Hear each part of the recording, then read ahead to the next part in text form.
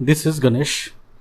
Today I will be explaining you what is expenditure method and how to calculate national income by expenditure method. So let us first of all see what is expenditure method. The income what is earned by the various factors of production, that is land, labor, capital and enterprise. The incomes what are earned by these factors is spent by them for the purchase of goods and services which are produced by the firms. And the expenditure here done by these factors will be taken together, and we will use that expenditure to calculate the national income by expenditure method. Like in income method, we were taking up all the incomes of various factors of production to calculate the national income. In the same way, in expenditure method, we will add all the expenditures of various factors of production, and that will give you, and by using that we will calculate the national income, that is NNP at FC. Now let us see what are the components of final expenditure. So here there are four components. The first one is private final consumption expenditure. We can write it as PFCE. The second one is government final consumption expenditure, what we can write as GFCE. The third one is gross domestic capital formation. We write it as GDCF. And the fourth one is net exports, that is X minus M. Here capital X is denoting exports and capital M is denoting imports. So now let us see these components in detail. The first component, that is private final consumption expenditure.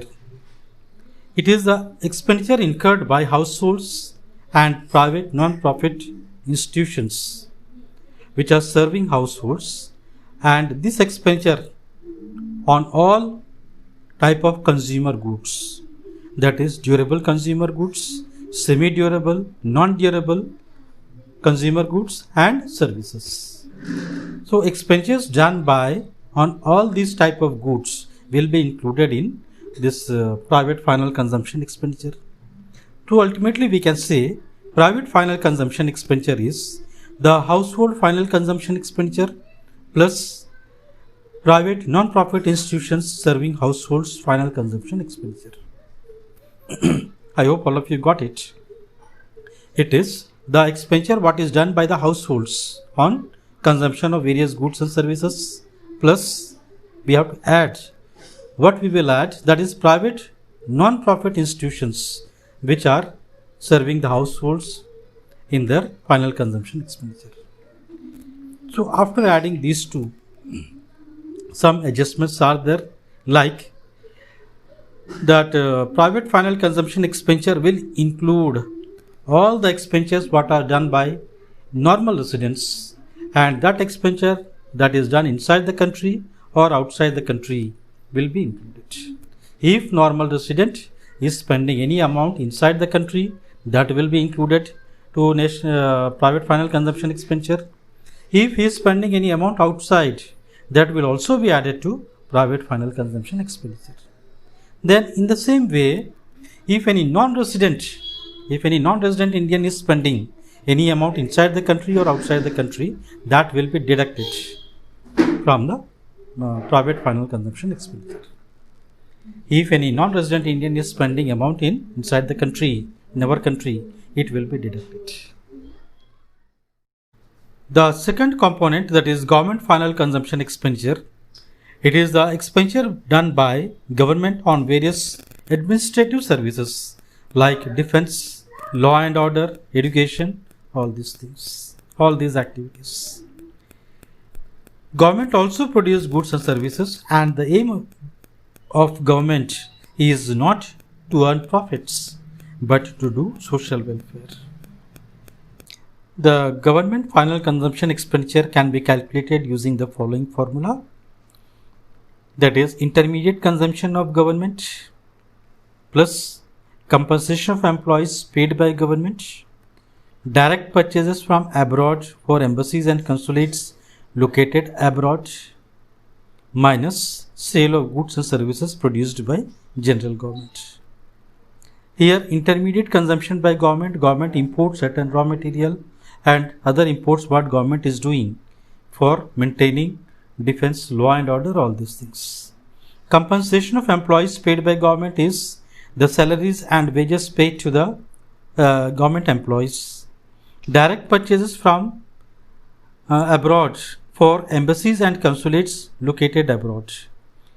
So, regarding government establishments located abroad in other countries, whatever expenditures are done by the government, that will be included here, minus sale of goods and services produced by the general government. I told you government also produce goods and services, and that is for the social welfare activity and not for making profits. So that will be subtracted from the other expenses so that we can get government final consumption expenditure. Next component, that is gross domestic capital formation. This is also known as gross investment. It includes the addition of capital stock of the economy. When we say addition to capital stock of the economy means it includes all the goods, machinery, equipments what are purchased by the production units in the domestic territory for further production of goods and services. So we can say this is a sort of investment what the companies are doing, the private sector is doing. Now it includes two components. So these two components, okay, that is gross domestic capital formation or gross investment consists of two components. The first component is gross fixed capital formation and the second component is inventory investment. So we can say that is gross fixed capital formation plus inventory investment will give you gross domestic capital formation. So what is this gross fixed capital formation? There is a gross fixed capital formation include three things in it. One is your gross business fixed investment. Number two is gross residential construction investment. And number three is gross public investment. So this gross business fixed investment, it include all the purchase of new plant, machinery, equipments done by the industries for the development of business. The second one is gross residential construction investment. It include all the residential activities, means we can say all the construction activities, construction of new houses by the households. It include expenditure on purchase or construction of new houses. When we come to the third component, that is gross public investment, it include expenditure on construction of certain public assets by the government like flyovers, roads, bridges, etc. what are constructed by the government. So our gross fixed capital formation is including three things. One is your gross business fixed investment, gross residential construction investment and gross public investment. As I said, the second component of gross domestic capital formation is inventory investment. This inventory investment is also known as change in stock. When we say change in stock means that is again closing stock minus opening stock. The difference between closing stock and opening stock of a year. So we can say gross domestic capital formation consists of gross fixed capital formation plus inventory investment. The fourth component, that is net exports. Net exports is the difference between exports and imports of a country during a period of 1 year. So here exports minus imports. When we are exporting goods to other countries, we receive money for the exports.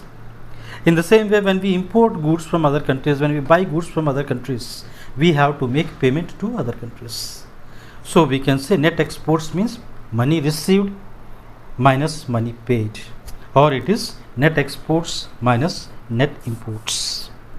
After completing the various components of expenditure method for GDP MP, let us see the formula as a whole once again.